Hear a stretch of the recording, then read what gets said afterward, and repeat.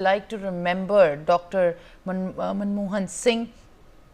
In fact, at this point of time, when we are collecting all the contributions that have been made earlier by him, in fact, during the tenure was on. Now, also joining me on the broadcast is Mr. Ajit Mandola, who in fact is a senior journalist. Sir, किस तरीके से आपको लगता है कि ऐसी कौन सी विशेष बातें हैं मनमोहन सिंह जी के टेन्योर की जिनकी वजह से अब ऑनर करना, उनको याद करना, उस चीज़ को आगे उससे सीखना, ये वहाँ से दर्शाता है? देखिए, मनमोहन सिंह अपने आप में एक ये कह सकते हैं किताब थी, और जो आर्थिक सुधारीकरण के वो जनक कहे जा सकते हैं, पिता कहा जा सकता है, जो कि आज देश में बाजार खुला दुनिया के लिए हमारे देश का। और फिर हम लोगों ने जो आर्थिक उसमें जो तरक्की करी। अब मैं इससे अलग हट कुछ राजनीतिक बातें करना चाहूंगा। यूपीए का पार्ट 1 में जब वो प्रधानमंत्री बने, कैसे बने, क्या हुआ, तमाम तरह की किस्से कहानियां हैं उसको लेकर। इसमें कोई शक नहीं कि प्रणब मुखर्जी का नाम सबसे आगे था, लेकिन सोनिया गांधी ने ये फैसला किया, मनमोहन सिंह जी को एक मौका दे दिया। वो जो चीज नहीं चाहते थे उनको सरकार में रहते हुए जब प्रधानमंत्री बने करनी पड़ी। मनमोहन सिंह जी कभी भी किसी भी चीज के कर्जा माफी के वो खिलाफ थे। वो नहीं चाहते थे कि बिल जो आजकल एक राजनीति हो गई है रेवड़ी बांटने की, तमाम तरह की राजनीति हो रही है कि भाई ये छूट दे दो, बिजली का बिल माफ कर दो, फलानी चीज माफ कर दो।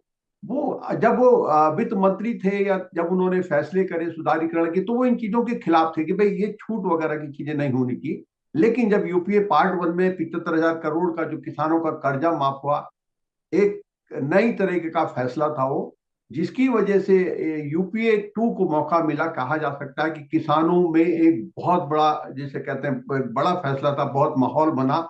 लेकिन और उसके साथ एक मनरेगा योजना, जो मनमोहन सिंह जी के पहले कार्यकाल में ही मनरेगा जैसी योजना आई, जो ग्रामीण क्षेत्रों में एक जो बेरोजगार लोग थे जिनको एक रोजगार का साधन मुहैया कराने के लिए एक रकम उनको दी गई। तमाम तरह की योजनाएं हुई।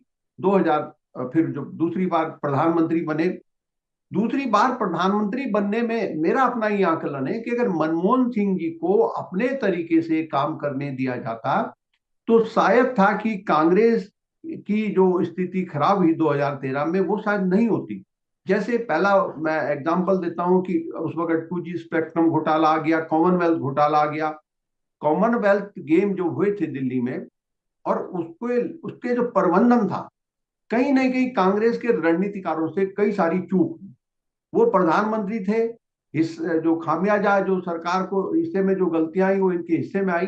जबकि वो कांग्रेस की रणनीतिकारों की बड़ी चूक थी कि कॉमनवेल्थ घोटाले को कांग्रेस ढंग से हैंडल नहीं कर पाई।